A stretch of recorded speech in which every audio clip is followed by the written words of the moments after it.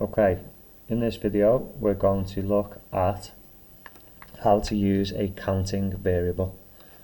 So what that means is in a lot of exam questions you get asked to keep track of something.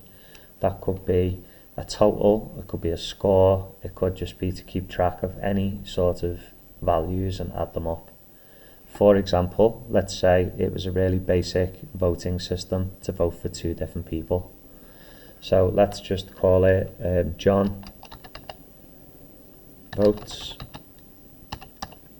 and Dave votes. So we've got two variables at the top of our program. I would always try to put them at the top because they need to go outside of any loop, and you'll understand why in a minute. So John votes and Dave votes at the top, and we've set them both to 0 at the beginning. Now what we can do is we can say while true, so we're going to just keep repeating this voting system until something happens, until we want it to stop.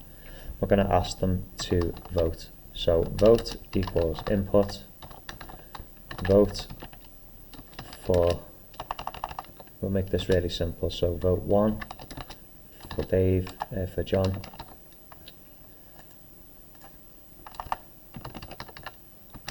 and 2 for Dave. Okay, now if vote equals, and that's a comparison operator, we're checking what vote actually is equal to, and if it's equal to 1,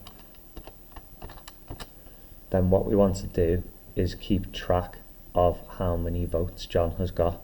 So that's why it's called a counting variable, is we go into John votes,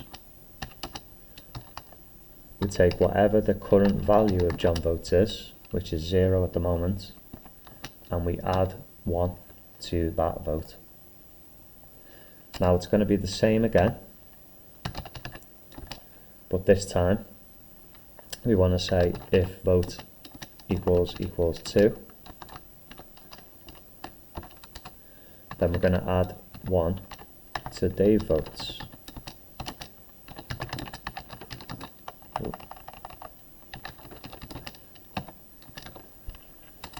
Okay, now the only other thing that I want to add in is an error message. So if they type anything else other than 1 or 2, then we can say incorrect vote. So what this has done is it's kind of applied multiple skills that you've learned so far. So we've got while true is a forever loop. So this is all indented because it's part of our loop. We've used a variable as an input. We've used selection here for the different options. We've used our comparison operators to check whether things are correct. And this skill here on 6 and 8 is using our counting variables. It's going to keep track of how many times people have voted. Okay? Now, at some point we would want this loop to stop, so we would probably put in an additional entrance. So let's say if they type in stop, then we want to break the loop. And then up here, we'd have to add into the message or type stop to end. Okay, so now we'll know when it's actually finished. The way that we'll know whether this program is actually going to work is to actually output the votes at the end. So we need to put in print John votes and print Dave votes. And if we do that at the end, we'll be able to see whether the program's worked or not. So let's have a little go. Remember, this is a counting variable. We start it from 0.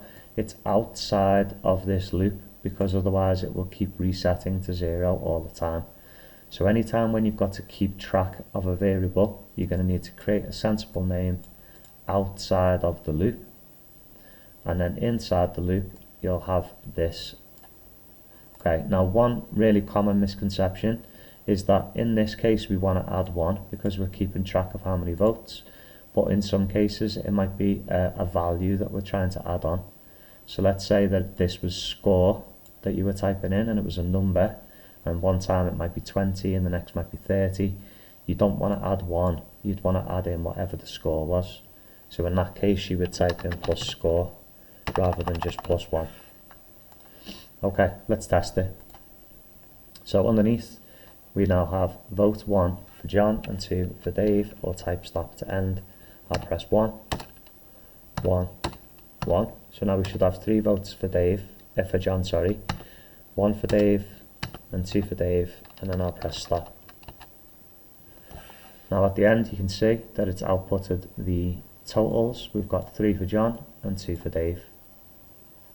So this is a really important skill. It will almost certainly be on your exam if you do computer science GCSE. This is how you keep track of a variable, and this is how you increase it during the program.